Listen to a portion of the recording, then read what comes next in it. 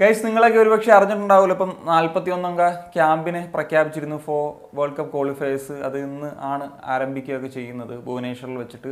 പക്ഷെ 9 താരങ്ങൾക്ക് ഇഞ്ചുറി പറ്റുന്നൊരു സാഹചര്യം ഉണ്ടായി. അപ്പോൾ എൻ്റെ ഒരു ഒപ്പീനിയനിൽ ഈ ഒരു താരങ്ങൾക്ക് റീപ്ലേസ് ചെയ്യാൻ പറ്റുന്ന ഒരു പേരുകൾ എന്ന നിലയിലാണ് ഈ ഒരു വീഡിയോ സംസാരിക്കാൻ ഉദ്ദേശിക്കുന്നത്. ഇപ്പോൾ സ്റ്റിമാച്ച് പലപ്പോഴും ഞാൻ കണ്ടിട്ടുള്ള ഒരു കാര്യമാണ്, ക്യാമ്പിലൊക്കെ വിളിച്ചിട്ട് ഇഞ്ചുറി പറ്റിക്കഴിഞ്ഞാൽ പിന്നെ റീപ്ലേസ് ചെയ്യത്തില്ല. ആ ഒരു പരിപാടി അത് നിർത്തേണ്ട സമയമാണ്. കാരണം ഓപ്പർച്യൂണിറ്റി കിട്ടേണ്ട താരങ്ങൾ അല്ലെങ്കിൽ ഡിസേർവ് ചെയ്യുന്ന താരങ്ങളൊക്കെ പുറത്ത് നിൽപ്പുണ്ട്. അപ്പം അവർക്ക് ഇത് കൊടുക്കണമെന്നുള്ളതാണ്. 9 പേർക്ക് ഞാനിപ്പോൾ 9 പേരുടെ പേര് പറയുന്നുണ്ട്, പക്ഷേ അതിൽ ഒരു 3-4 പേരെങ്കിലുമൊക്കെ സെലക്ട് ചെയ്യണമെന്നുള്ളതാണ് എനിക്ക് തോന്നുന്നത്. ഇപ്പോൾ നോക്കിക്കഴിഞ്ഞാൽ ഇപ്പം ഡിഫൻഡേഴ്സ് എന്ന നിലയിൽ റോഷൻ സിംഗ്, ആകാശ് മിശ്ര എന്നിവർക്കാണ് ഇഞ്ചുറി പറ്റിയിരിക്കുന്നത്. ഇവിടെ നമുക്ക് റീപ്ലേസ് ചെയ്യാൻ പറ്റുന്ന 2 വിങ് ബാക്കാണ്. അപ്പം വിങ് ബാക്സിൻ്റെ കാര്യം തന്നെ എടുത്തു കഴിഞ്ഞാൽ ഇപ്പം സന്ദീപ് സിംഗ് റൈറ്റ് ബാക്ക് പൊസിഷനിൽ നന്നായിട്ട് ഈ ഒരു സീസണിൽ കളിച്ചു. ഈ സീസൺ എന്നല്ല, കഴിഞ്ഞ 2-3 സീസണായിട്ട് കൺസിസ്റ്റൻസി കാണിക്കുന്ന പ്ലെയറാണ്. അപ്പ് ആൻഡ് ഡൗൺ കളിക്കാൻ കേപ്പബിലിറ്റി ഉണ്ട്, ഒരു ഡിഫെൻസീവ്ലി വർക്ക് റേറ്റും ഉണ്ട്. ആ ഒരു കേപ്പബിലിറ്റി കാണിക്കുന്ന ഒരു പ്ലെയറാണ്. പ്രത്യേകിച്ച് നമുക്ക് ടഫ് നേഷൻസിനൊക്കെ എതിരെ കളിക്കുമ്പോഴത്തേക്കും ആ ഒരു കൈൻഡ് ഓഫ് പ്ലെയേഴ്സ് ആവശ്യമായിരിക്കും. അതുപോലെ തന്നെയാണ് ആകാശ് അംഗ്വാൻ. കുറച്ചും കൂടി ഒരു ഒഫൻസീവ് ആയിട്ടുള്ള പ്ലെയറാണ്. കഴിഞ്ഞ 2 സീസണായിട്ട് അദ്ദേഹത്തിന് ആ ഒരു കൺസിസ്റ്റൻസി പുലർത്താൻ സാധിച്ചിട്ടുണ്ട് എന്നുള്ളതാണ്. അപ്പം ഉറപ്പായിട്ട് ഉൾപ്പെടുത്താൻ കഴിയുന്ന ഒരു താരമാണ് ചെന്നൈയിൻ എഫ് സിയുടെ താരം. മറ്റൊരു താരമാണ് ചെന്നൈയിൻ എഫ് സിയുടെ തന്നെ യങ് പ്ലെയറായിട്ടുള്ള ബികാഷ് യുംനാം എന്ന് പറഞ്ഞിട്ടുള്ള പ്ലെയർ. അദ്ദേഹം ഒരു സെൻറ്റർ ബാക്കാണ്. എനിക്ക് തോന്നുന്നു അണ്ടർ-23 കാറ്റഗറിയിൽ ഡിഫൻഡേഴ്സിൽ ഏറ്റവും കൂടുതൽ മിൻസ് കിട്ടിയിട്ടുള്ള താരങ്ങളിൽ ഒരാളാണ്. സോ അവിടെയും ഈ പറഞ്ഞ പോലെ ക്യാമ്പിൽ വിളിക്കാൻ ഒരു കേപ്പബിലിറ്റി ഉള്ള, അല്ലെങ്കിൽ ആ അത്രയും ഗെയിം ടൈം കിട്ടി അത്യാവശ്യം കളിച്ചിട്ടുള്ള ഒരു പ്ലെയർ തന്നെയാണ് അദ്ദേഹം എന്നുള്ളതാണ്.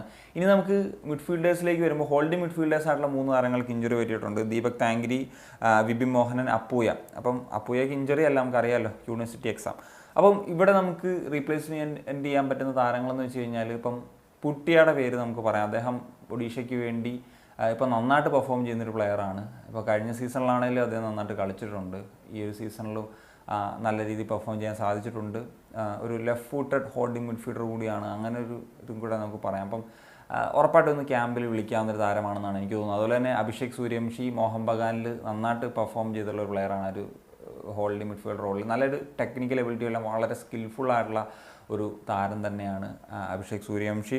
അതുപോലെ തന്നെ മാർക്ക് എന്ന് പറഞ്ഞിട്ടുള്ള ഹൈദരാബാദിൻ്റെ പ്ലെയർ, മാർക്ക് സോദംബുയ എന്ന് പറഞ്ഞിട്ട് ഒരു പ്ലെയറുണ്ട്. അദ്ദേഹം പറഞ്ഞതുപോലെ ഈ സീസൺ നല്ലൊരു സീസണായിരുന്നു. ആ ഒരു ഹോൾഡിംഗ് മിഡ്ഫീൽഡർ റോളിൽ ഉൾപ്പെടുത്താവുന്ന ഒരു പ്ലെയറാണ് എന്നുള്ളതാണ് എനിക്ക് തോന്നുന്നത്. ഇനി 3 വിങ്ങേഴ്സിന് ഒരു ഇഞ്ചുറി പറ്റുന്നുണ്ട്. അത് രാഹുൽ KP, ഇസാക്ക്, യാസർ എന്നീ താരങ്ങൾക്കാണ്. യാസർ കുറച്ചും കൂടി ഒരു AM റോളിലും കളിക്കാൻ കഴിയുന്ന താരമാണ്. അതുകൊണ്ട് തന്നെയാണ് ജയേഷ് റാണയുടെ പേര് ഞാൻ പറയാം. കാരണം ഈ സീസണിൽ one of the best AM എന്ന നിലയിൽ നമുക്ക് ജയേഷ് റാണയെ പറയാൻ സാധിക്കും. കാരണം എന്ന് വെച്ച് കഴിഞ്ഞാൽ ഇപ്പം പ്രത്യേകിച്ച് നമുക്ക് ഇന്ത്യൻ അറ്റാക്കിംഗ് മിഡ്ഫീൽഡേഴ്സ് കുറവാണ്. ഇപ്പം സ്കോഡിൽ തന്നെ നോക്കി കഴിഞ്ഞാൽ സഹലും ബ്രാൻഡനും മാത്രമേ ഉള്ളൂ. ആ ക്യാമ്പിലാണെന്ന് ആലോചിക്കണം.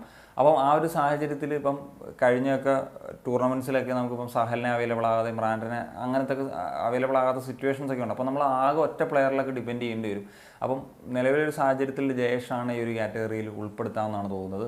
അതുപോലെ വിങ്ങർ എന്ന നിലയിൽ ഞാൻ പറയുകയാണെങ്കിൽ എനിക്ക് മുഹമ്മദ് സനാനെ ഈ പറഞ്ഞതുപോലെ ഒരു ക്യാമ്പിൽ കാണണമെന്നുണ്ട്. കാരണം എന്ന് വെച്ച് കഴിഞ്ഞാൽ അദ്ദേഹത്തിൻ്റെ സ്പെഷ്യാലി വളരെ സാധാരണ വിങ്ങേഴ്സിനെ പോലെ വളരെ സ്പീഡി ആയിട്ടുള്ള പ്ലെയർ ഒന്നുമല്ല. പക്ഷേ അദ്ദേഹത്തിൻ്റെ ആ ഒരു കേപ്പബിലിറ്റി എന്ന് വെച്ച് കഴിഞ്ഞാൽ അദ്ദേഹം ബോൾ കൊണ്ട് മൂവ് ചെയ്യും. അദ്ദേഹത്തിൻ്റെ ആ ഒരു വേറൊരു സ്കിൽഫുള്ളായിട്ടുള്ളൊരു മൂവ്സ് അദ്ദേഹമൊക്കെ നടത്താൻ സാധിക്കും. അതുപോലെ തന്നെ പല വിങ്ങേഴ്സിനും ഇല്ലാത്തൊരു കാര്യമാണ്, എല്ലാവരും സ്പീഡിൽ റൺ ചെയ്യും, പക്ഷേ ആ ഒരു ഫൈനൽ തേർഡ് വരുമ്പോൾ എന്ത് ചെയ്യണം എന്നുള്ളത്, ഒരു എൻഡ് പ്രൊഡക്റ്റ് എങ്ങനെ കൊടുക്കണം എന്നുള്ളത്. പക്ഷേ ആ ഒരു കാര്യത്തിലൊരു ഐഡിയ കാണിക്കുന്ന ഒരു പ്ലെയറായിട്ട് എനിക്ക് മുഹമ്മദ് സനാനെ തോന്നിയിട്ടുണ്ട്.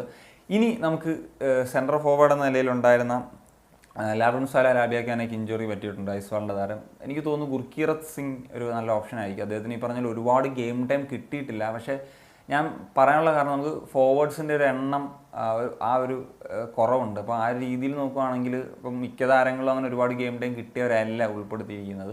അവർ തരത്തിൽ നോക്കുമ്പോൾ ഗുർക്കീറത്തിന് ഉൾപ്പെടുത്താവുന്നതാണ് എന്നുള്ളതാണ് തോന്നുന്നത്. പിന്നെ ഈ സ്റ്റിമാച്ച് തന്നെ നല്ല അഭിപ്രായം പറഞ്ഞിട്ടുള്ള ഒരു പ്ലെയറാണ്. അദ്ദേഹം പെർഫോം ചെയ്തിട്ടുണ്ട്. അദ്ദേഹത്തെയാണ് നല്ലൊരു നമ്പർ 9 എന്ന നിലയിൽ അദ്ദേഹം വിലയിരുത്തുന്നതെന്നൊക്കെ ഉള്ളത്. അപ്പോൾ ക്യാമ്പിലേക്ക് വിളിക്കാവുന്നതാണ്. ഞാൻ ഈ പറഞ്ഞ താരങ്ങളൊന്നും ഫൈനൽ 23-ൽ ഉൾപ്പെടുത്തണമെന്നല്ല പറയുന്നത്. ഈ പരിക്ക് പറ്റിയും അല്ലെങ്കിൽ അവൈലബിൾ ആകാത്ത ഒരു സാഹചര്യത്തിൽ 9 പ്ലേയേഴ്സ് പോയ സമയത്ത് ആ ഒരു 9 പ്ലേയേഴ്സിനെ റീപ്ലേസ് ചെയ്യണം എന്നുള്ള നിലയ്ക്കാണ് ഈ 9 താരങ്ങളുടെ പേര് പറഞ്ഞത്. അപ്പം ഈ ഒരു വിഷയത്തെ പറ്റിയിട്ടുള്ള നിങ്ങളുടെ അഭിപ്രായം എന്താണ്? ഉറപ്പായിട്ടും കമ്പോസിറ്റ് കാണിക്കാൻ സനി.